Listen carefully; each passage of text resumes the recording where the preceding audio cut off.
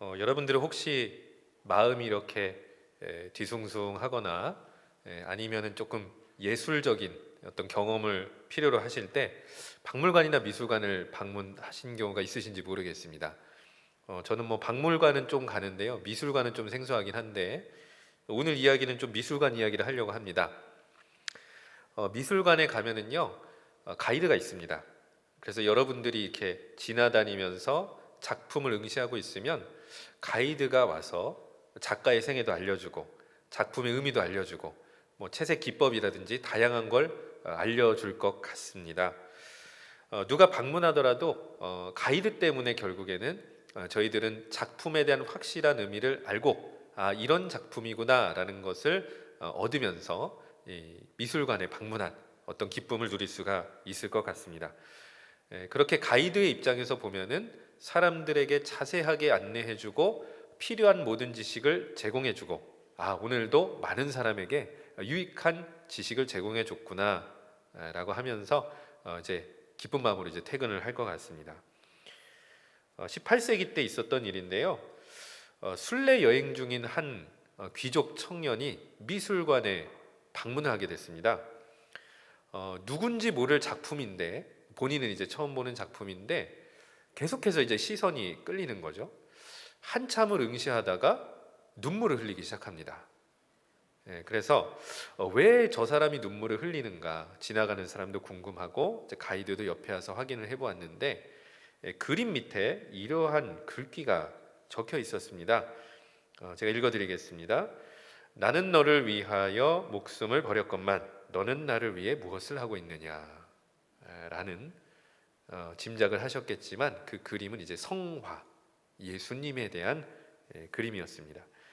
이 귀족 같은 경우는요, 기독교인이긴 했는데 기독교를 가문의 전통 혹은 고상한 철학 정도로만 알고 있었고 이 기독교가 신앙으로 바뀌지 않았던 청년이었다고 합니다. 그런데 이 작품 한 번 보고 나서는 마음이 회심을 하게 된 것이었고요. 집으로 돌아와서는 당시 그 지역에 있었던 핍박받는 개신교인들 이들을 위해서 영지를 제공하고 살 집과 재산을 나누어주고 공동체를 형성해서 급기야는 대서양이라는 바다를 건너서 아메리카 대륙에 복음을 전하는 데까지 이르게 됩니다. 다소 생소한 이름이겠지만 진젠도르프라는 사람의 이야기인데요. 이 사람이 목격했던 그림을 사진으로 한번 보시도록 하겠습니다. 제목은요, 이 사람을 보라입니다. 단순히 저 그림 한 작품에 밑에 써 있는 글귀 때문에 사람의 삶이 바뀌어 버린 겁니다. 진젠도르프라는 사람은 그림 하나, 글귀 하나로 하나님 앞에 예수 그리스도께 자신의 인생을 헌신하게 된 것입니다. 제가 이 말씀을 드리는 이유가 있는데요. 진젠도르프와 가이드를 한번 비교해 보고 싶었던 겁니다. 가이드를 한번 보도록 하겠습니다. 작품의 배경도 알고 누가 그렸는지도 알고 그것을 능숙하게 설명해 낼 수 있습니다. 그리고 한두 사람도 아니고 지금까지 방문한 이 사람을 보라라는 작품을 보고 있는 많은 사람들에게 그 작품에 대해서 설명할 수 있는 지식이 다 담겨 있는 것이 가이드였습니다. 그리고 아마도 가이드는 오고 가면서 그 작품을 공부했었을 것이고 수십 번 수백 번 이 사람을 보라는 작품을 목격했을 것입니다. 그러나 희한하게도 이 사람을 보라를 처음 봤던 진젠도르프가 그 그림을 통해서 주님을 만났던 겁니다. 그 이전에 수도 없이 많이 이 작품을 공부했던 가이드는 회심을 한 적이 없었던 겁니다. 도대체 무슨 차이가 그렇게 만들었는지 궁금해지는 것입니다. 무엇에 대해서 다 안다고 저희들이 그 삶이 변화되거나 바뀐다는 보장은 없다는 말씀을 드리고 싶은 겁니다. 자, 우리를 예를 들어보겠습니다. 영등포교회가 어디에 있는지 우리는 알고 있습니다. 양산로 213번지입니다. 예배를 언제 시작하고 어떤 순서를 드리는지도 우리는 알고 있습니다. 함께 예배드리는 교우들이 누구이며 나와 어떤 관계이며 그 사람의 자녀가 누구인지도 우리는 알고 있습니다. 우리는 말씀을 전하시는 목사님도 어떤 분인지 알고 있고요. 우리는 설교 본문을 직접 찾아서 성경을 읽어낼 수도 있습니다. 설교 내용이 무엇인지도 우리는 들어보면 이해할 수 있습니다. 알고 있는 것이 많습니다. 교회에 대해서도, 예배에 대해서도, 기도와 성경에 대해서도, 예수님에 대해서도 알고 있습니다. 그러나 가이드가 가진 지식이 그의 삶을 변화시키지 못했던 것처럼 우리 신앙생활에 대해 알고 있는 지식도 알고 있다, 안다라는 정도에서 멈춘다면 그 신앙은 생활로 변화되기 어렵다라는 것이죠. 만약에 우리가 주님을 만나고 변화되지 않고 있다면 우리는 영의 사람인지 육의 사람인지 돌아볼 필요가 있을 것입니다. 바울은 본문을 통해서 영의 사람과 육의 사람을 대조하고 있습니다. 영의 사람이 어떤 사람이고 육의 사람이 어떤 사람인지 우리가 이것을 오늘 본문을 통해서 함께 배워보고 영의 사람으로 거듭나는 은혜가 임하기를 바랍니다. 우리 본문 12절 말씀 함께 읽어보도록 하겠습니다.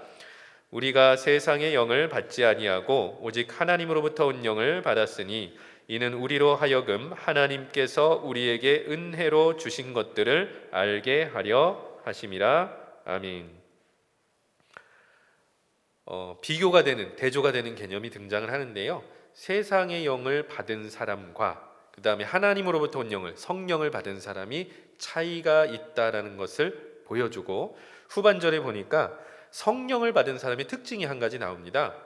하나님께서 우리에게 은혜로 주신 것들을, 그러니까 우리가 말하는 것이나 사람과의 대화 속이나 사건 속이나 아니면 심지어 우리가 겪고 있는 어려운 고난 속에서도 그 안에 내재되어 있는, 또 역사하시는 하나님의 은혜를 끄집어내서 이것이 은혜이며 우리의 감사의 제목이다라고 고백할 수 있게, 그렇게 만드는 힘이 어디서부터 오는 것이냐면 하나님의 영으로부터 온다는 거죠. 근데 반대로 육의 사람, 즉 세상의 영을 받은 사람은 은혜를 발견하기 어려울 것입니다. 하나님을 높이는 것이 아니라 은혜를 받고 그 은혜를 간증하는 것이 아니라 육의 사람은 내가 했다라든지 어떤 사람이 했다라든지 하나님이 아니라 자꾸 사람을, 그리고 나를 드러내고자 하는 것, 이것이 육의 사람이고 세상의 영을 받은 사람의 특징인 것이죠. 문제는 고린도 교회 안에서 이런 모습들이 발견되고 있었기 때문에 오늘 바울은 간곡하게 권면할 수밖에 없었습니다. 그 대표적인 예를 한번 찾아보도록 할 텐데요. 고린도전서 1장 12절 말씀이 되겠습니다. 우리 함께 읽어보도록 하겠습니다. 내가 이것을 말하거니와 너희가 각각 이르되 나는 바울에게, 나는 아볼로에게, 나는 게바에게, 나는 그리스도에게 속한 자라 한다는 것이니. 아멘. 고린도전서 1장에 나온 내용이 되겠습니다. 파당이 생겼어요. 왜 생겼냐면 누구한테 세례 받았냐 이겁니다. 나는 바울한테 받았다라고 그룹이 생겼고요. 아볼로한테 받았다고 그룹이 생겼고, 게바, 베드로한테 받았다는 사람이 있었고, 너희들은 이단 사문난적이다. 어떻게 사람을 붙이냐? 나는 그리스도에게 받은 사람이다라고 하면서 또 모였던 사람이. 그래서 네 가지 파가 생겨나게 된 것입니다. 자, 그러니까 바울파, 아볼로파, 게바파, 심지어는 그리스도파까지 생긴 상황이 되었던 것인데요. 자, 그러니까 세례의 초점은 무엇이죠? 자, 어떤 목사님에게 세례를 받았느냐? 어떤 목사님에게 안수를 받았느냐? 누구에게 성경 공부를 받았느냐? 이것이 중요한가요? 아니면 세례를 누구한테 받았든지 세례를 통해서 우리의 그리스도인됨을 고백하고 그리스도인대로 살겠다라고 다짐하며 결단하는 게 중요한가요? 누구를 통해서는 중요하지 않습니다. 그 의미를 묵상하고 살아내려고 하는 신앙의 몸부림, 그 의미를 담아내려고 하는 신앙의 자세가 중요한 것이죠. 근데 고린도 교인들은 그 사실을 깨닫지 못했던 것 같아요.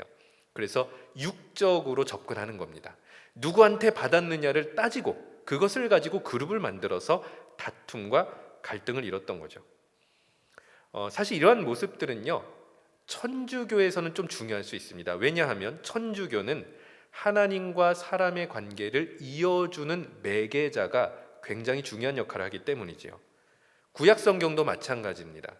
구약성경은 한 사람, 이스라엘 백성이 하나님께 직접 나아가지 않고 제사장을 통해서 나아갔기 때문에 매개해주는 사람이 중요했습니다. 천주교는 사제고 구약성경은 제사장이죠. 그래서 그 사람의 역할이 중요했고 그 사람과 가까워지는 것이 중요했던 것입니다. 개신교는 어떻습니까? 개신교는 시작부터 무엇을 가르치냐면 성경을 통해서 직접 예수님을 만날 수 있다는 겁니다. 직접 1대1로 하나님을 찾고 부르짖고 만날 수 있다는 걸 가르치고 있습니다. 그러므로 누가 세례를 주었는지보다 세례를 통해서 회중 앞에 나의 그리스도인됨을 고백하고 결단하며 나아가는 것이 중요하다는 것이죠. 베드로가 안수를 했다고 해서 갑절의 영감이 갑자기 생기는 건 아닙니다. 예수님께서도 제자를 부르셨는데 그 제자들 중에는 배신자도 있었습니다. 상당히 우리가 사람에게 치우쳐져서 생각하고 행동하게 됐을 때 신앙생활에 도움이 되기보다는 결국 신앙생활에 걸림돌이 될 수도 있는 것이죠. 제 예를 잠깐 들어드리겠습니다. 저는 신대원 첫 학기 때 기숙사 생활을 했었습니다.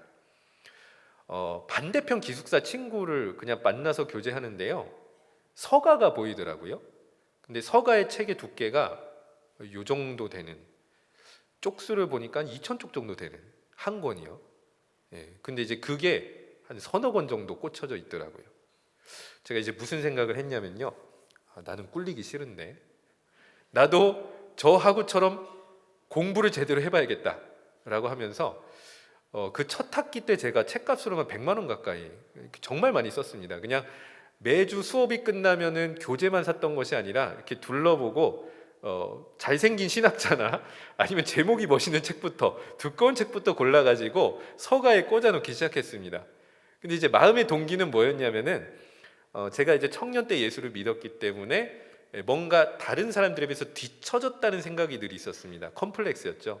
그래가지고 이 책이라도 좀 제대로 사서 제대로 좀 공부해보자는 생각에 시작을 했는데, 지금까지도 그 책 중에서 읽지 못한 책이 있어서 이사할 때마다 아내한테 혼나고 있습니다. 그러니까 지금 이래. 그러니까 동기가 결국에는 이것이 어떤 거룩한 목적, 뭐 하나님을 위해서, 성도들을 더 섬기기 위해서로 시작하지 않고 그냥 내가 어떻게 더 사람들에게, 동료들에게 좀 꿀리지 않으려고 선택했던 그 길이 오히려 저한테 좀 덫이 됐던 경험이었습니다.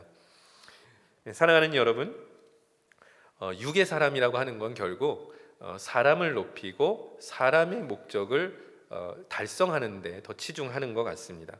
사람의 지혜와 능력을 더 신뢰하려고 하는 것이죠. 끝내는 한계를 겪고 허무함에 빠질 수도 있을 것입니다.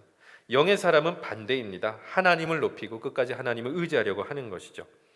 교회를 다니는 사람에서 멈춰버리지 않고 매 순간마다 성령 하나님께서 그 은혜를 발견하게 하시는 영의 사람으로 살아가는 것, 매 순간 사람을 높이고 사랑과 이어지려고 하기보다 하나님을 높이고 은혜를 발견하고 또 하나님을 의지하려고 하는 것, 이러한 영의 사람으로 변화될 수 있는 2026년도가 되기를 축복합니다.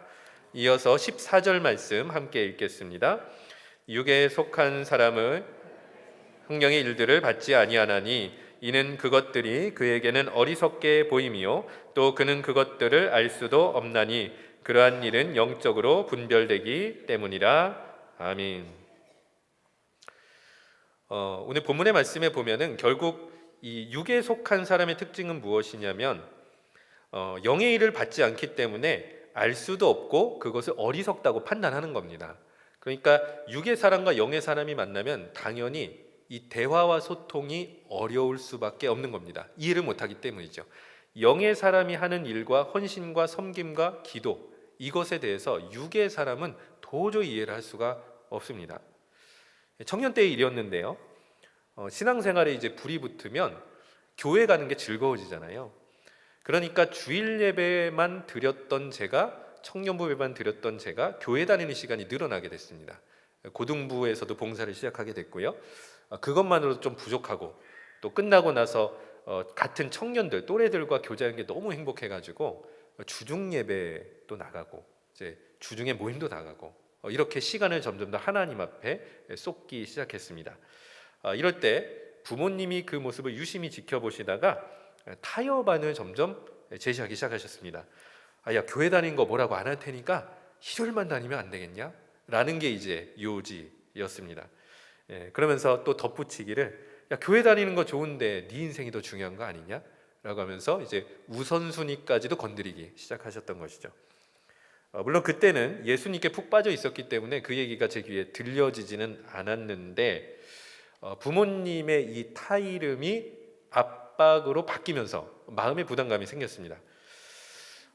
부모님은 심지어요, 제가 이렇게 권면을 듣지 않는 게 서로가 서로 양육을 잘못해서 그렇다. 그러니까 아버지는 어머니의 탓을 하고 어머니는 아버지의 탓을 하는 데까지. 그래서 이제 오히려 저 때문에 제가 교회 다닌다는 걸로 두 분이 다투는 데까지 가게 되었습니다. 그래서 제가 수요 예배를 드리고 나면은 예배는 너무 은혜로운데 집으로 돌아가는 게 그렇게 무거울 수가 없어서 집 앞에 있는 전봇대를 대고 오늘은 좀 안 싸우시기를, 오늘은 평화가 있기를, 오늘은 그냥 잠드셨기를 바라면서 이렇게 엉뚱한 기도를 하면서 집으로 들어갔던 기억도 납니다. 당시 부모님은 제가 교회에서 시간 낭비한다고 생각을 하셨던 겁니다. 저는 하나님 앞에 드렸던 시간이었는데 아직은 육의 사람이셨던 부모님은 시간 낭비로 보셨던 것이죠. 왜 신앙생활에 헌신할 수밖에 없고 왜 교회로 이끌려질 수밖에 없었는지를 이해하지 못하셨기 때문에 갈등이 일어날 수밖에 없었던 겁니다. 육의 사람은 육의 관점으로 사건을 해석하는 것이고 영의 사람은 영의 관점으로 해석하기 때문에 이런 갈등이 그냥 자연스럽게 일어나는 것이죠. 그럼 육의 관점이란 무엇이겠습니까? 인간의 죄성이 반영하게 되는 모든 자기중심성을 육의 관점이라고 정리할 수가 있겠습니다.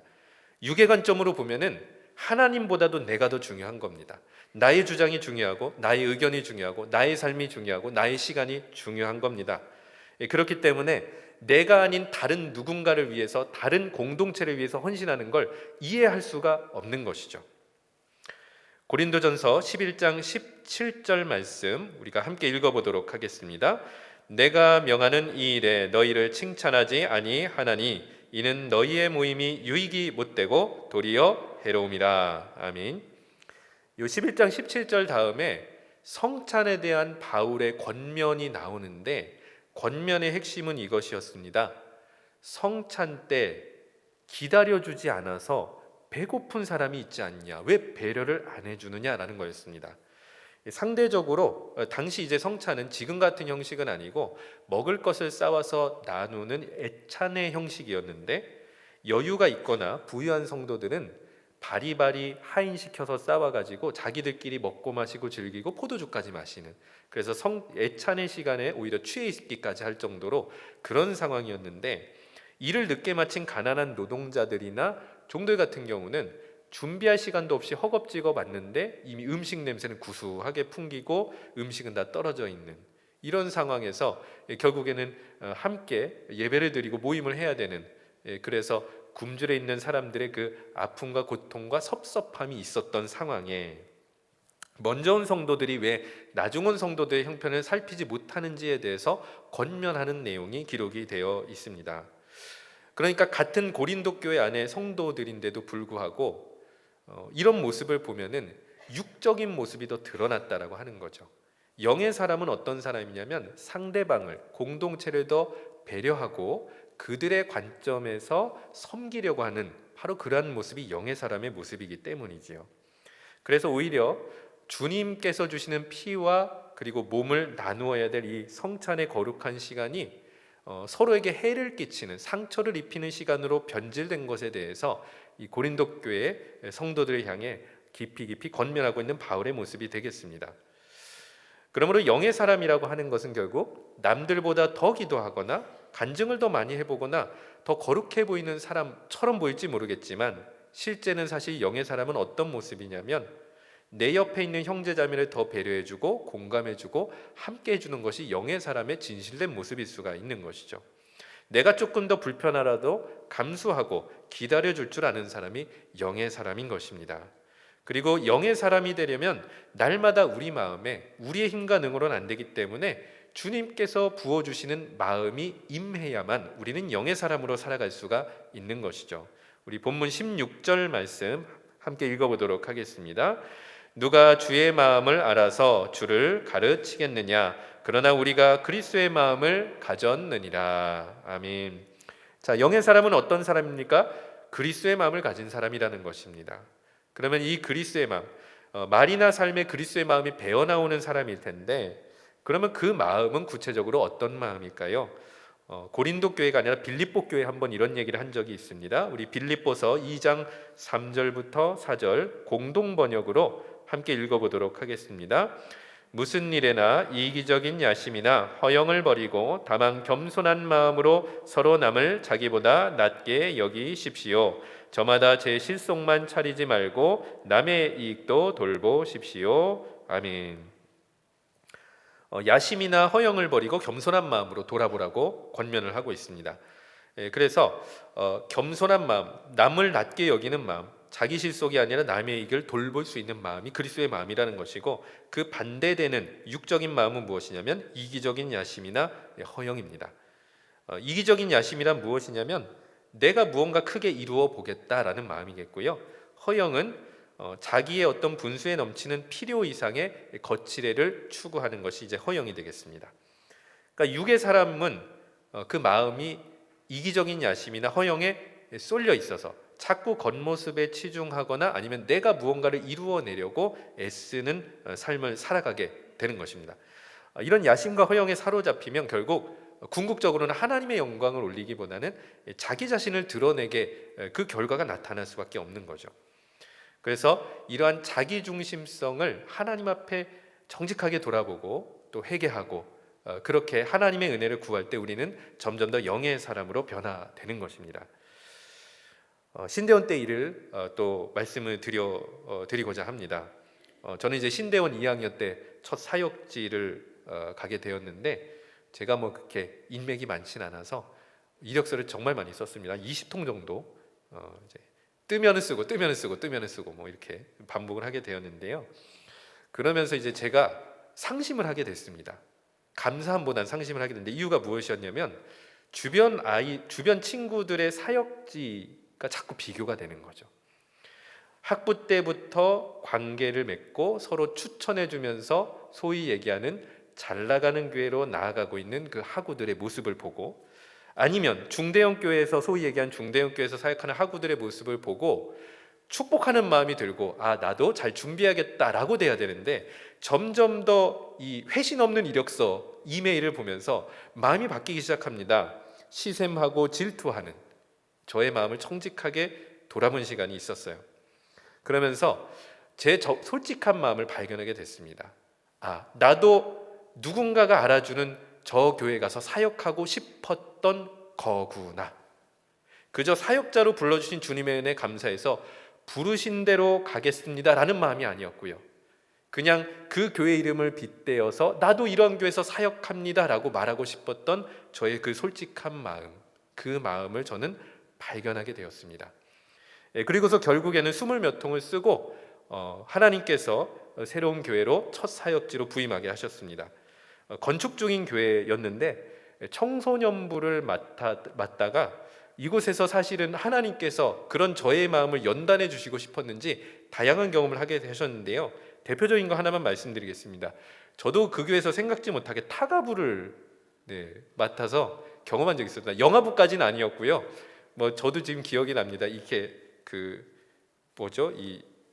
요런 뭐 이렇게 뭐 쓰고 막 이러면서 한 1년 반 정도를 제가 막 띵뛰면서 그 한두 살짜리 아이 타가부를 이제 하겠다고 참 뭐 애썼던 이런 기억이 나는데요. 저는 그 순간이요, 그냥 하나님께서 저를 연단하시고 사역의 기쁨과 즐거움 자체가 얼마나 귀한지를 좀 깨닫게 하셨던 그런 시간으로 저는 받아들인 적이 있었습니다. 육의 사역자인가 영의 사역자인가, 사역자 입장에서도 이런 갈림길에 놓이는 것 같습니다. 사랑하는 여러분, 오늘 이 빌립보서 2장 3절 4절을 보니까 마지막 후반절에 제 실속을 차리지 말고 남의 이익을 돌보는 것이 그리스도의 마음이라고 합니다. 자기 실속을 먼저 차리고자 하는 마음, 우리는 불뚝불뚝 이렇게 올라올 때가 있는 것 같습니다. 영의 사람으로 그럼에도 불구하고 나의 실속이 아니라 공동체와 남의 유익을 위해서 섬길 수 있는 영의 사람으로 나아갑시다. 그렇게 영의 사람을 걷기를 결단하며 나아갈 때 하나님께서 우리의 마음을 받아주시고 육의 사람에서 영의 사람으로 점점 더 변화시켜 주시고 영의 사람으로서 오직 하나님께만 영광 돌리는 귀한 성도로 세워주실 줄 믿습니다.